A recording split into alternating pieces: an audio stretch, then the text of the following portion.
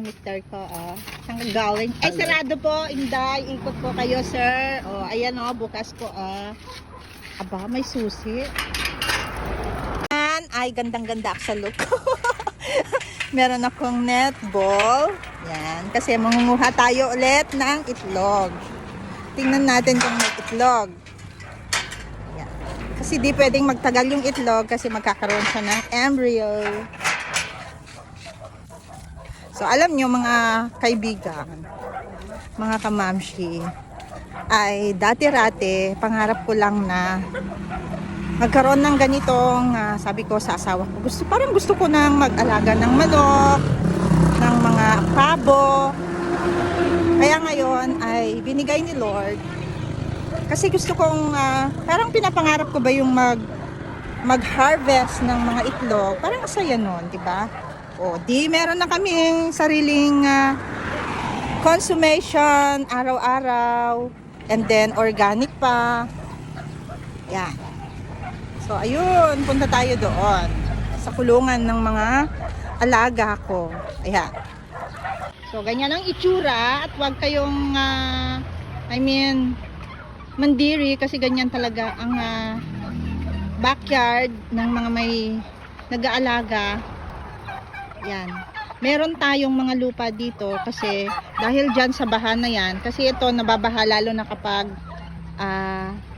umuulan ng malakas. Kaya ang gagawin namin ay tatambakan namin ng lupa. So ayun na naggagala ng aking mga alaga. Pinakain na ni Mister. Uy, ang swerte ko naman today.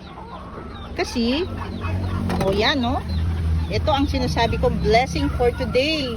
Ng itlog dito sa ibabaw ng kulungan ang pabo. Kaya, sino ba naman na gustong maglagay ng sariling itlog dito para lang magkaroon ng vlog, di ba?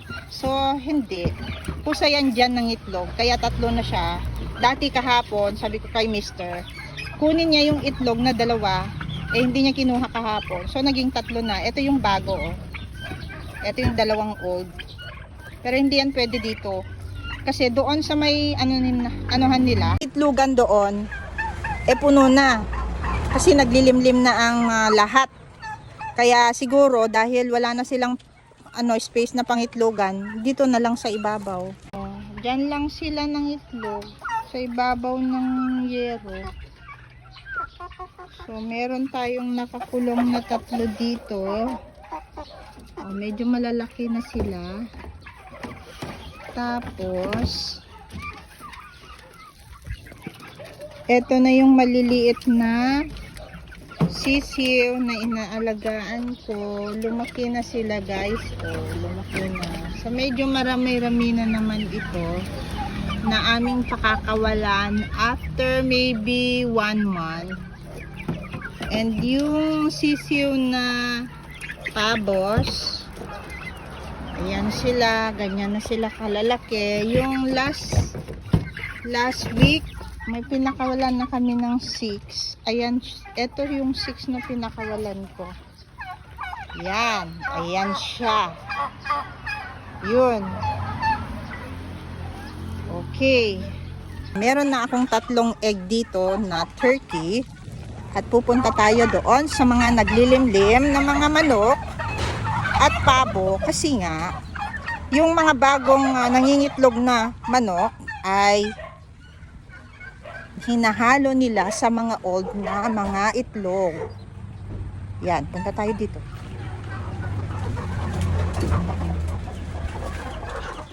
Titingin tayo ng bagong egg.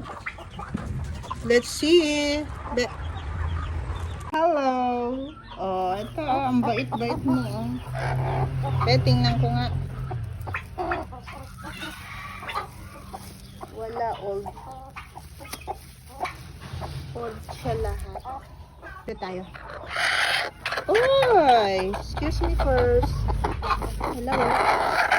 Dalawa na lang. Saan kaya? Dito sa next. Next tayo. Hello. Tingin ako, tingin. Bakit may...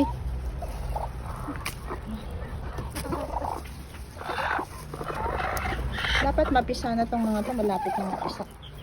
Ikaw, nangitlog ka na ba, dear? Sige, sige. Hindi kita pinapalayas. Titingnan ko lang kung may itlog na bago. Uy, meron itlog na bago. O, diba? Ayun o. Iba kasi ang itsura ng bagong itlog. Yung makinis-kinis. Siya. Sa kahapon kasi, kapag narinig mo yung manok na putak-putak, gano'n na to. Meaning to say, nangitlog yun. O. Diba? Saan pa? Kaya magaling na akong maka-ano na, ay, nangitlog yung manok. Ganon. O, eto siya, o.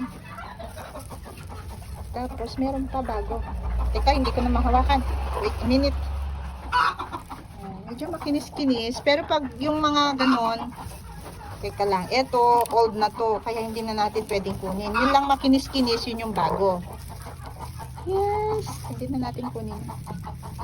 Yun lang makinis kasi bago yun. So, ano po? Yun o. O, diba? Yes. O, siya o, makinis.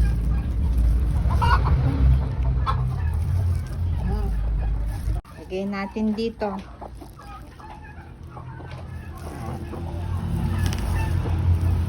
Dito naman tayo sa isa.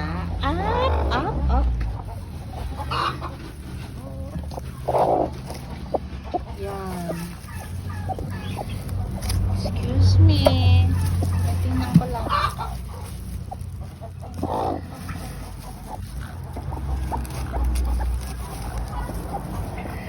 Excuse lang, day. Wala, puro old tong mga to. Upuan mo ng mabuti. Yes. Ikaw?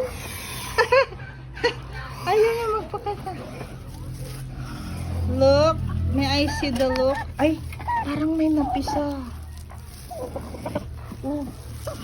Uy. May napisa. Ay!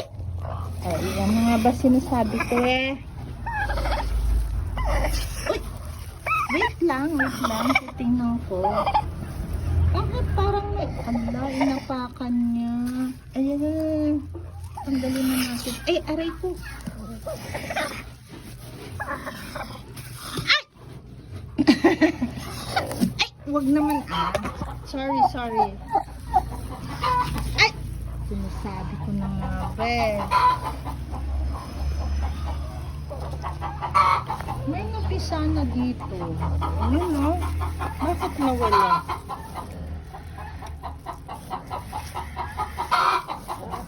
Ganito talaga, guys.